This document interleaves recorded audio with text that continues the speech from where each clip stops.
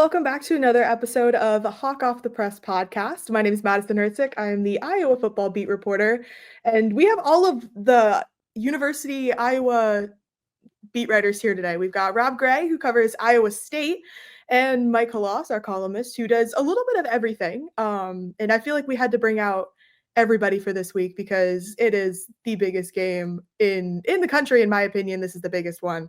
But it is Cy-Hawk week, and it is time to talk about an in-state rivalry that I, for one, am very excited to get to witness for the first time. So, Rob and Mike, thank you so much for chatting with me this week. Absolutely. It's going to be quite a baptism into quote unquote hate for you. It's probably already started.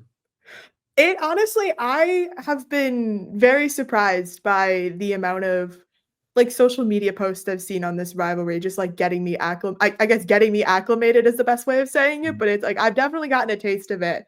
So it's fun to scroll on TikTok and see people talking about their rivalry, or on Twitter, someone's mentioning this new thing and there's banter going on. It's fun to get the social media side of it, but I am very interested to see what it's going to look like in person on Saturday. For sure. It'll look like a mess. I'm not Mike's just going straight into it. I'm not talking about the game, although that's always a possibility. It often is. But Rob, I estimate 150,000 people there who have no business being there because they don't have game tickets. You've been there. What do you think? Yeah, there are a lot of people hanging around Jack Trice Stadium and its environs who have no intention of going to the game, but have intention to bad intentions, perhaps, but not in a malicious way. Just bad intentions in terms of how their head might feel the next morning. I have a sister, and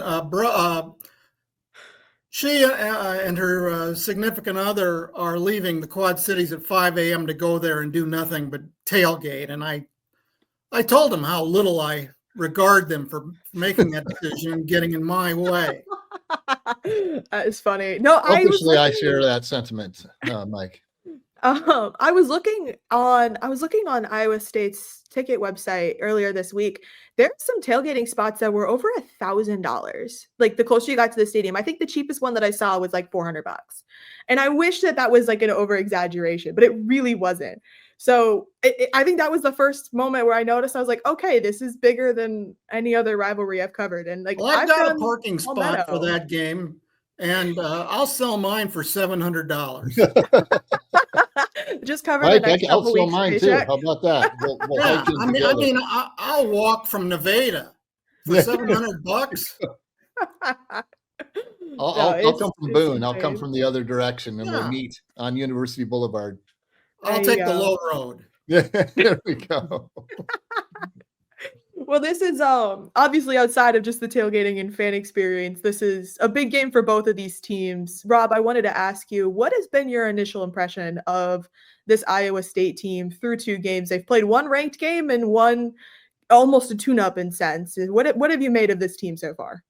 Yeah, I think what this team has is early on is a lot of what last year's team had, that set a school record with 11 wins, beat Miami in the Pop-Tarts Bowl. It's hard to talk about the Pop-Tarts Bowl like it's basically the most prestigious non-playoff bowl game, but it kind of is. I don't know what that says about us, society, anything else, but, that's neither here nor there. It all starts with Rocco Beck, the quarterback, who a great soundbite. Iowa State offense coordinator, second-year offense coordinator Taylor Mauser is always a great news conference guy, and he called Rocco a psychopath, and that can be good. You're not necessarily a serial killer if you're a psychopath. A lot of CEOs, people who are in sort of hero occupations, they have some of those traits that they can just be laser focused on the moment. And I think that's what it starts with Rocco. He's an extension of head coach Matt Campbell, who preaches that. Is that the definition of a psychopath, though? Yeah, that you can basically emotionless go about your business in a really precise and productive way. I mean, that's certainly one definition. There's a great book about it too that an Oxford professor wrote about what saints, sinners, and spies and serial killers can tell us about whatever. It's about psychopaths and how you can learn from that Tell us more about your knowledge of serial killers. Well, it's mostly based on utter fiction, like Criminal Minds. So Okay. it's not. Hey, don't I was hate on kidding. Criminal Minds. But I mean, to tie it all back, he is an extension of head coach Matt Campbell, who it gets boring, the point of how much he talks about being in the moment and all that, but it's in the process, but it's important to him. And again, we've seen it bear fruit, especially the last season plus. And it feels like Iowa State's in that same headspace coming into this game. Whether that carries over, they haven't won in Ames for 14 years. We'll see. But it's always a weird game. Sometimes, as Mike said, although not necessarily about the game, a messy game. And whoever makes the least mess usually wins. Yeah, that seems to be the history of all of it. I mean, when you look at the last decade, everything has been a close game coming down to fourth quarter. I think it was 5 of the last 7 games have been a one score game, if not less. Maybe it's even 6 to 7 or more than that, but it seems like every year it always comes down to 1 or 2 plays and who doesn't, and basically who makes a mistake first. So Mike, I'm going to ask you this next question, since you were telling me about some research you were doing on this. But when you look at this rivalry, first off, it's a week 2 game, which to me is very new. That's new territory for me. But when you look at a rivalry that's got this much history behind it and is so close, how do you take all of that information and some of the research you've been doing on some other rivalries around the country and rank this particular Cyhawk game compared to some of these other national rivalries that'll come later this year? I think this rivalry kind of snuck up on us as a great one. For a long, long time, it's been going for a half century now. There was about 40 plus years before that where they didn't play each other. They resumed it in the late 70s, and for a long, long time, it was one-sided. The games weren't any good. And it was an afterthought, really. It was just one of those things that in our business, we had to get through. Iowa fans didn't get excited about it. Iowa State fans hated it because they got whooped a lot. But if you take a look at the last 10 or 15 years, you realize that kind of quietly, in my opinion, it's become a great rivalry. That doesn't mean that both teams have had their streaks of 4 or 5 wins in a row in that time, but the games have largely been very close. 9 of the last 13 were settled by 1 score. Last year's was a field goal with 6 seconds left. The year before, Iowa had a defensive stand in the last minute and a half to hang on. No, there's no in-state rivalry that's got that kind of history in the last 10, 15 years. None. It's not even close. I mean, 4 of the last 5 games, Iowa State, were settled by 1 score. No in-state rivalry in the country can say that. I mean, last year, Indiana beat Purdue 66-0. Okay? Yeah. Michigan State doesn't compare. I can go on down the line. I don't care if it's the Iron Bowl, the Egg Bowl, the Egg Salad Bowl, the Mashed Potatoes Bowl. It doesn't matter. This has been the closest, best rivalry. And I think that maybe we undersell it because we don't see the forest for the trees. That's an interesting point too, because it's starting to reach the national level as well. It's always been, these last couple seasons, been a big game, but I mean, you've got Big Noon Kickoff making an appearance. It's nationally televised. It's a week 2 matchup. So when you look at the grand scheme of the rest of the schedule around the country, there's a couple good games here and there, but nothing's jumping off the paper except this one. But I'm curious for both of your thoughts here. When you look at this rivalry, particularly in those last couple seasons, how much of it being so close has really impacted the national recognition that this rivalry is really getting at this point? I think it's helped. I grew up in Ames, so I remember, and oddly enough, I grew up an Iowa fan since one of my parents went there. So I'd be gloating in elementary school and junior high back in the day. And then a little thing called Dan McCarney happened, and Iowa late Hayden Fry era nosedived in terms of talent, and early Kirk Ferentz era, and Iowa State got a little winning streak going. And I think, as Mike alluded to, that put some juice into a series that was really just, as he said, an afterthought. So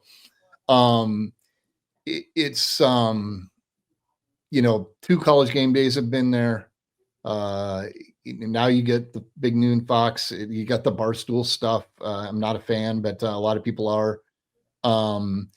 So it has become a game that people nationally pay attention to. And I think that's as astonishing to me as it is to Mike based on the history of it. But when you look at the trajectory of the programs, Iowa perennially a team that at least gets to a bowl game, and a decent bowl game, if not multiple double-digit win seasons. Iowa State, a team that under Campbell has since year one, when they did get thumped by Iowa 42-3, famous not so nice halftime or post-game speech to the team by Matt Campbell. They've started to become a ranked team. They had the breakthrough in 2000, with the Fiesta Bowl win with Brock Purdy and company in 2020, and now last year with what they did. So I think all of that, the program's rising in prominence, or Iowa maintaining its prominence, and Iowa State rising in prominence, helps make this a bigger game. And just the amount of good players that come out of these schools now. Iowa State for a long time didn't put anybody in the NFL of significance. Now they've got lots of guys, just like Iowa's always had lots of guys. So I think all that ties into it and makes it an attractive game to the national folks. Well, I'll amplify on what you just said, and you covered it very well. Iowa State won 11 games last year. In 2 of the previous 3 seasons, if I have this right, or 2 of the previous 4, Iowa won 10 games. They've both been to 2 conference championship games since 2020. Yeah. Now neither one's been a playoff team. Neither one's, finished in the top 10 in that time. I'm talking through my hat now, but Iowa State might have slid in at 9. Neither one's been a superpower, but they've been very good. And what you mentioned about Iowa State sending players to the pros, Iowa has always done that, but Iowa State has sent skill position players to the pros. Yeah. Something that seemed inconceivable a few years ago. Iowa State's had high NFL draft picks. And we're talking about players who not only got drafted, but have performed. Brock Purdy, David Montgomery, Breece Hall. Now there's 2 wide receivers they've got 3 wide receivers on the Houston Texans squad. This is where Iowa has not fed the NFL, but Iowa has fed the NFL in just about everything else: offensive linemen, tight ends, and defenders, as well as one of the best punters around. So these are legitimate pedigree programs who are in the top 1/4 of FCS or FBS. I'm sorry. So nobody's got on either side has anything to be ashamed of, and quite a bit to be proud of, with a ceiling that says they still can get more and they still want more. And to do that, they kind of need to beat each other. Yeah. Yeah. I think it's a fair point too. And the amount of talent and the immediate success a lot of these players have had from both schools once they've reached the pro level has been, it's been fun to watch. And for me, it's been fun to learn the history of as well, as I've been very quickly trying to catch up and learn as much as I can about both programs. Mike, I'm throwing it right back to you here. We're going to talk a little bit about Mark Gronowski here for a second. You and I talked about this a little bit, both again during the Albany game and then afterwards as well, but he didn't have the best showing in his debut. And I'm curious to hear your thoughts a little bit more on how much improvement do you think we'll see between week 1 and week 2 with Gronowski, even though he's going to be playing in enemy territory rather than having the crowd with him like he did in Kinnick? Yeah, I think one of the reasons, besides home field, which doesn't matter in this series, another reason I think Iowa State's a slight favorite is that because Rocco Becht, as Rob mentioned, has come out of the gates beautifully, continuing where he left off last year. The guy's a winner. Becht is really, really good. And I think the rest of the country is waking up to that. And you can't beat having a good veteran quarterback in college football. It goes without saying. Gronowski is a good veteran quarterback who was not good at all in the passing game in week 1 against an FBS team that's probably going to go 3-8. So it's got people nervous all of a sudden after several months of hype and optimism. I'm not jumping the gun on it. The guy's won 50 college games as a starter. He's got 2 national championship rings. He knows how to play. He knows how to throw the ball. He knows how to win. I think we're going to see nothing but better from him as the season goes along, and it wouldn't surprise me if he played a very nice game on Saturday. Yeah, I think with Gronowski that surprised a lot of people was that when the coin toss happened at the beginning of the game and Iowa decided that they were going to receive the ball first, it was kind of like, oh, they're going to put Gronowski out there. That's a good sign. But then you had all of that time throughout the preseason, and even though he didn't play in spring ball, people were talking about him all through spring ball. And I do think there is a sense of, how much hype is too much hype around one particular player. I mean, there was a lot of hype around Gronowski, and there still is. I'm not going to say that there isn't. But you're looking at somebody who's succeeded significantly at the FCS level, winning those 2 national titles and things like that, and all of the accolades that he's earned at that level. And then you turn around and he's a little flat. His footwork wasn't great. He's underthrowing passes that were wide open. He's overthrowing on 3rd and long situations. I mean, you look at it, the passing game wasn't good. But I think what I was really interested in, and I talked to Gronowski about this on Tuesday, was just getting a chance to look into taking that moment to step into his mindset and everything. And I think the biggest thing that he said was that he got in his head a little bit. He was really tensed up. He was amping it up. He said he probably visualized the game maybe 5 or 6 times before he even got to Kinnick to go do warmups. That's before he even goes through anything with pads on, before he puts his beats on, listens to his classical music playlist, which I still think is amazing, by the way. And so I do think there is a sense of he almost amped himself up too much. And I think that's even where the leg cramping in that second half came in as well. And so he sounds confident. Ferentz has not wavered in his opinion at all. I mean, he said it immediately after the game against Albany. He's still a good quarterback. He just had a rough first game. He said it on Tuesday. He's a good quarterback. He had a rough game. He's going to be fine. And then he said it during the radio show with Gary Dolphin last night. Yeah, he's a good quarterback. He just had a rough game. The confidence hasn't changed. I feel like if the confidence was different with Ferentz, this would be a different conversation. But I would be shocked if he had a similar game against Iowa State that he did against Albany, truly. Yeah, I agree. From afar, I would say the nerves thing has to be real, in part because there's so much pressure on an Iowa starting quarterback. You have to go back to Nate Stanley, where that position wasn't an utter disaster. I suppose Petrus, in retrospect, nobody thought a whole lot, but boy, you consider what came after. And also Petrus didn't have an offensive line. That's which obviously Iowa has again this season. Running for over 300 yards against anybody is something when you don't have a passing game going, even against also ran FCS team like the Great Danes. That's going to be a problem, I think, for Iowa State's D-line. I think that's the big thing for me. The D-line has not produced any pressure on the quarterback for the last 2 seasons, 1+ season, which is all the more remarkable for a number of reasons why they won 11 games, all the injuries at linebacker. It all ties in. And I think Iowa's probably going to do what they usually do. The way they've beaten Iowa State is not because of stellar quarterback play or not because of stellar offensive play. It's the way Iowa has won at a high level, even with Deacon Hill getting double-digit wins, but that guy is your quarterback. Defense, special teams, and just making fewer mistakes. That's how they've won this series in their most recent victories. And I think that's what they'll lean on Saturday. I think Iowa State's back 7 are really good. The linebackers are really deep. Caleb Bacon is a star in that group. Jontez Williams is one of the best cornerbacks in the country. They're so confident in young safeties that they move longtime safety and 2-time All Big 12 guy Jeremiah Cooper to the other corner.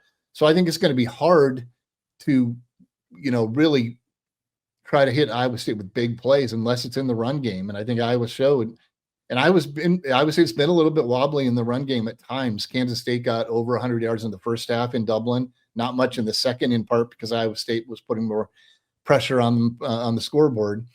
And Avery Johnson had success in the pass game. So I think Gronowski can relax a lot more in this game. I think he's probably the type of guy that, given his experience and pedigree, relishes the hostile environment, even though there will be lots of Iowa fans, just as there are always lots of Iowa State fans who snatch up tickets in Kinnick. So the long roundabout way of saying, from my perspective, I expect him to be on his game. But from an Iowa State perspective, I think they're less concerned about him and what that offensive line is going to be able to do with their front. Yeah, and you mentioned it a little bit, Rob, but I mean, the Iowa State defensive line, they really haven't put a lot of pressure on opposing quarterbacks. And how much of that is a concern from an outside perspective when you're looking at, I think there were 3 quarterback hurries through these first 2 games, 1 sack. And so when you look at that and you kind of know that you're going to be up against a quarterback who's going to be looking to gain a little bit of confidence and got that O-line to give him that extra time, how much of a concern is that for the Cyclones this weekend? Yeah, I mean, it's always a concern, but again, with the caveat that they still won 11 games last season, despite being one of the worst teams in the FBS in terms of sacks, with 16 total. So John Haycock, the veteran defensive coordinator, is very comfortable sticking with that 3-man front. Another reason you don't produce pressure a lot. He sometimes brings a couple linebackers or something. He doesn't, very rarely all-out blitz comes out of him. He's very confident dropping 8 that they'll be able to take care of that. Now, there have been a couple chinks in their armor in that case. Even South Dakota last week at 3rd and 9 and 3rd and 11, when they drop 8, they convert them easily. So I think part of it also, Haycock doesn't want to show all of his pressures. I think they worked on some things in the offseason, especially bringing guys like Caleb Bacon and a backup linebacker, Zach Lovett, who's been a spy at times, off the edge to help. I think Ike Ezeagu is a guy to watch. He's had some flashes in there, but I would say needs to be able to get to the quarterback, because Dominic Orange is such a space eater, and it's a minimum of 2 guys on him every single play. And if you can't get pressure, you brought in transfers to help. If you can't get pressure against South Dakota under those circumstances, let alone Kansas State, and their 1 sack, by the way, trivia item, was because they called grounding on Avery Johnson. So it was a shared sack in which the quarterback wasn't on the ground. So definitely a concern, but Iowa State can win without a whole lot of it as long as it doesn't get gouged in the running game, which I think, again, is their biggest concern, even with Iowa's lead back out again. They've got dudes, and they got an offensive line that can push the Cyclones around. Mm-hmm. And I think that particularly with the running back room for Iowa, Moulton's going to be out for an unknown period of time. Farron said, he's a couple weeks was what we're looking at, but has been adamant that he will not play on Saturday. But, Rob, Mike, Xavier Williams had that game against Albany where he was 124 rushing yards. He looked like he was extremely comfortable. I know he played pretty well throughout spring ball. He had his first opportunity to really kind of see the field a little bit during the bowl game. But when you've got a running back like that is able to just go out and make a statement, yes, it's Albany. It's an FCS team that's not really going to produce a whole lot later on this year. But you've got that veteran offensive line that's giving him that kind of opportunity. Mike, I'll start with you. What have you seen out of Xavier Williams in that first game, and a little bit of this past offseason that makes you think, they'll be okay without Moulton because they'll have TJ and they'll have Xavier to kind of fill that hole for now? Sure. I mean, when you watched Williams Saturday, I don't think they're going to miss Caleb as much as they thought they would. He runs. I mean, he's a big guy. I mean, he's big, he's thick, he seems to enjoy contact and on delivering punishment before punishment gets delivered to him. And I know we've been using the qualifier, yes, it was Albany, but those were still some fairly big guys. And he averaged, 11 yards a carry? Yeah, a little bit, right around 10, 11 yards per carry. Yeah, and he's got the high school pedigree. This was no diamond in the rough. They knew they were getting a pretty good one. So this is to me, it's another in the long list of Iowa running backs who, when they have any sort of blocking, ought to be pretty good. And I think that TJ Washington's a very good number 2 guy. And I'm sure they've got a good number 3 guy in the wings with Moulton out. I liked Moulton. So for his sake, I hate to see him out. But you only need really 2 healthy, good running backs. And I think that they've got those. What I want to see from their offense is, do you have any wide receivers who can do anything? And I'm not so sure those wide receivers gave Gronowski a lot of help last week. I didn't pore over the game film frame by frame, but there were times they got open, but as a rule, over 60 minutes, I'm not so sure that they showed me anything. Yeah, I wasn't overly impressed with some of the receivers. I thought Sam Phillips' best performance in that entire game was that 46-yard punt return in the fourth quarter. I mean, I thought that was the best he looked all game. And I think that's a concern as well, but I also go back to, I mean, Iowa's called Tight End University for a reason. And their tight ends looked pretty good. But so did Iowa State's tight ends. I was thoroughly impressed with their tight ends to start the season, particularly against South Dakota last week, Rob. I mean, obviously they're a little bit more veteran guys, but they still looked pretty confident. They looked pretty in control throughout those first 2 games. Yeah, and I think it's become kind of a hallmark of, I guess I'd say Coach Campbell likened it, the depth in that room, to what they had when they have Charlie Kohler, who's with the Baltimore Ravens, in a very deep room there. Chase Allen, son of course, former UNI coach Terry Allen, who certainly spent a couple seasons on practice squads at a little UFL, really good college tight end. And Dylan Sainer, who I think would have stuck in the league longer, except for injuries that eventually forced him to just take a settlement and stop after being with the Saints for a couple of years. So I think they feel like they've got that type of talent with Ben Bramer, freshman All-American 2 years ago, banged up most of last season, who had the 2 touchdowns against South Dakota, and Gabe Burkle, the former Cedar Rapids Prairie star. He's really started to come on late last season, and he's looked great. He's averaging, I think, 16.6 yards a catch, had a touchdown as well. And you got Tyler Moore, a guy that's been hurt more than anyone I think ever associated with Iowa State. But he was a highly touted guy coming out of, I believe it was Johnston. And he's a senior now, and he's made some nice catches. And, oh, by the way, you've got Cooper Alexander, who they loved, but he got banged up last year out of Oklahoma and had a drop early this year. But Tripp Walsh, Keaton Roskup, a former Linmar prep, they're really deep in that room. And the stat that blew my mind while I was watching that game is Rocco Beck set a record by completing 19 of 20 passes. And the one misfire, by the way, was toward Roskup. And Taylor Mauser blamed himself. He said it wasn't a good route. So he said Rocco should have gone 20 of 20. But 13 of those catches by tight ends and all 3 touchdowns, obviously. I think this could be the most productive tight end room they have. And I think that's the X factor in this game for Iowa State. Iowa State's probably going to struggle to run the ball, with Iowa State having experience on the D line, obviously new linebackers, but some returning talent, obviously in that secondary with Wampa and Hall and others. So they're going to have to, they're going to have to ride Rocco's arm and sometimes his legs. And I think those tight ends are the key to unlocking that potential, because they can line up in a heavy formation and send all those guys out on routes. So you're thinking, oh, okay, it's a run play, it's 3rd and 4. No, they're sending those guys out sidelines over the middle, and that's tough to defend. And I think that's going to be the X factor for Iowa State's offense, at least on Saturday. I wonder what Iowa's coaches think now when they see Burkle play. I mean, how many tight ends that grew up less than a half hour from Kinnick Stadium get away from them?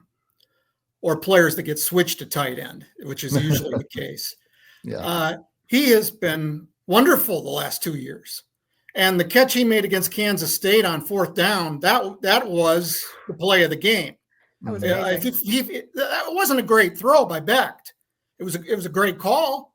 But if Burkle doesn't make that over-the-shoulder catch, they might lose that game. And we're talking about a whole different thing here. But he made an enormous play. and he made a lot of nice plays last year. And Bramer, I mean, it's when you go 11-3, it's hard to say. I wonder what they would have been with Bramer. Yeah. But you thought it all last season. Boy, if they had Bramer in the lineup, there would have been at least more potency in the offense. He's really good. Yeah. So it's got to be kind of weird for Iowa to see a rival group of tight ends at Iowa State who stack up to anything they've got. Well, and you mentioned, him growing up only 30 minutes away from Kinnick. I don't remember who said it. I know Ferentz mentioned it. I think it was Seth Wallace, the assistant DC for Iowa. Almost 100 players from both teams have lived in the state of Iowa their entire lives and are participating in some capacity in this rivalry. I would have to double check some math here, but I don't think there's a rivalry that has that many hometown, born and raised in this state participating in this kind of a game. I mean, Mike, you probably would be the first person I would ask in that question. I don't know. I have no idea. I feel Florida State, UCLA maybe. And USC do. They have like pure population. I'm sure there's State. A couple others that definitely come up there. But, that's it. But, it's significant for sure. SMU, TCU.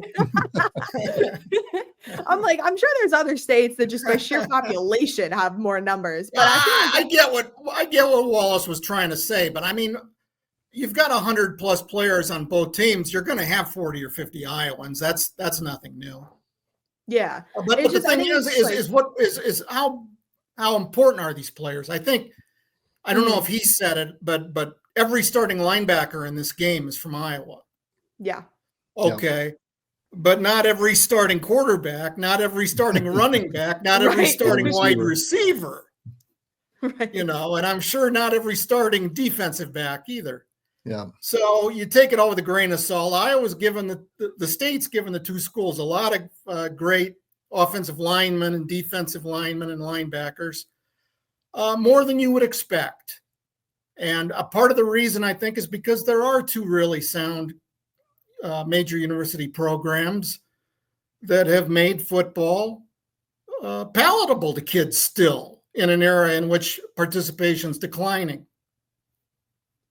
Yeah, I think that's a fair point as well, especially with just how strong both of these programs have been, particularly in the last decade. I mean, you guys mentioned it earlier. Iowa historically has been a very consistent program, but to see Iowa State's rise in this rivalry too has certainly helped as well. So I'm really intrigued. I think for me, it's in my experience, it's relatively abnormal for a coach to point out like, hey, there's like this many kids from this state that are participating in this rivalry, which is why I bring it up to the two that have, lived in this state a lot longer than, 3 weeks like myself. But, just to kind of wrap it up, I'm curious, what, Rob, you mentioned it a little bit, but Mike, what do you think is going to be the X factor of this matchup, whether it be for Iowa State, for Iowa? And I mean, do you think this is going to be another field goal kick to win it? Or do you think that we might see a little bit more offense? What are your final thoughts heading into Saturday morning? Well, the trite thing is to talk about turnovers. As I understand it, no team has won in the last 11 years and had more turnovers than the opponent, but I think that's just common in football, period. Sure, both teams have field goal kickers who've been assassins so far this season, but will they be put in a spot to win the game? I don't know. Maybe one of the two punters will average 55 yards. Okay. Maybe somebody will bust a return 75 yards. I don't know. I think that I have no idea who's going to win the game. I love the way Rocco Beck plays. If Gronowski just hangs with Becht, I think Iowa finds a way to win it. There's no home field advantage in this rivalry. And the underdogs have won 3 of the last 4 times. So although I think if I had a ball peen hammer hanging over my head and was forced to make a pick, I'd take Iowa State, but I'm going to say Iowa just to be what I think is a little bit against the flow. Yeah, I mean, You always think it's going to be a field goal kick, and I certainly envision it as a one-score game. I think the other X factor in this is Taylor Mauser in his second year as offensive coordinator, and he has been allowed to take shots, roll. I mean, when he described Rocco Becht as a psychopath, one of the things he said is those shots that they took, because they started last season with a shot against North Dakota, Jalen Nolan double coverage, one of those Houston Texans, caught the ball, 50-some yard pass, started South Dakota home opener, 66-yard pass to Brett Eskelson, wide receiver. And he said they don't do those things just willy-nilly. It's because Rocco Becht does well when he's got to deal with something. He says when they try to make it easy for him, he struggles. But when it's hard, he thrives. And I think, again, that's the mark of a winner. Now, I think Iowa State has been sucked into the trap of trying to run their offense between the tackle boxes against Iowa, which just never works. Iowa's kryptonite is if you spread the field and force them to cover every inch of it. And I think guys like Xavier Townsend, the transfer receiver from UCF, which Rocco has a bond going back to childhood with, he's been banged up, but we saw him have an 11-yard touchdown run last week. He might flash. We saw Dominic Overby and Eskelson flash against Kansas State. The tight ends. I think Iowa State is going to be aggressive offensively. Yes, they're going to run the ball because they always do, to whatever success or lack of it they'll have. But I think that creativity is what puts them over the top, and the amount of playmakers they have at tight end. And again, a defense that I think is still finding itself, but I think as long as the back end holds up, is not going to give up a lot of big plays. Again, the turnovers do tell the tale, and I still can't get over how Iowa, I think 5 straight seasons, did not turn over once in this rivalry game. I mean, that is insane to me. Obviously, the last 3 have turned it over an average of 2 times. One of the reasons Iowa State's won 2 of 3. I think the creativity on offense allows Iowa State to win a little bit more comfortably than usual, maybe by a touchdown. But again, this is always a coin flip game, and I truly believe it'll be the case again. And something unexpected always happens, whether it be Kyle Conrarty's breakthrough moment, 54-yard game winner last season, whether it be Detrone Young while blocking in punt in Iowa State down 1, takes out the punt return to Deshaunte Jones when Brock Purdy quarterbacks. Iowa State loses that game, and they very well might have won it. Something weird happens, and so take any prediction with a big hunk of sea salt for sure. I was gonna say not just a grain, just like a whole big chunk block. of it. You gotta just open the whole bottle. There you go. No, I think the expect the unexpected has been the biggest thing that I've been told when I've asked about this rivalry and I've done research, is that it doesn't matter what year it is, it doesn't matter who's the quarterback, who's in whatever position, there's something weird's gonna happen. And I think that's where, to me, that's what makes it fun, because I like seeing the unexpected take place, whether it's for the team I'm covering or against the team I'm covering. The unexpected is what makes sports enjoyable for everybody, myself included. I think that I agree with both of you in the sense of the offense is going to dictate this game for both teams. The creativity that Iowa State has and the flexibility that they can have with Rocco as their quarterback is super helpful. The ability to spread out the field, spread out Iowa's defense is going to be big. But at the same time, I'm with you, Mike. If Gronowski can go toe-to-toe and match a little bit of what Rocco can do, I don't want to say it's going to be a shootout, because the history just says that just doesn't happen in this game. But in the grand scheme of this rivalry, it could be a little bit more of an offensive battle than we're expecting. I think, though, that it is going to be special teams that decides this. I don't think it's going to be a field goal. I think it's going to be a really good punt return. I don't know what it is, but there's just something about it that just kind of screams somebody's going to have a really good punt return, and that's going to be how this game is decided. I think I picked 17-3 Iowa just for the sake of, I think it's going to be, I know. I was bold with that prediction, and I'll admit that. But I think that what makes it interesting for me is I think if there's somebody that gets a really good punt return, puts that team in a good field position in the fourth quarter, I think that's going to be what ends up being the deciding factor of this game. I can't see it being something where it's like, oh, it's going to be a runaway, or there's going to be, a 54-yard passing touchdown or a rushing touchdown in the fourth quarter. I think it's going to be really good field position with 45 seconds to go on the clock in the fourth quarter, and that's how this game is going to end. But again, we could all be totally wrong. That's just the nature of this rivalry. And I think that's what makes this fun. So, all right. my two awesome guests. Do you have any final thoughts before we get to see what this rivalry will bring this year? I'm just thrilled to know that I can be called a psychopath and it's not completely a bad thing anymore. Yeah.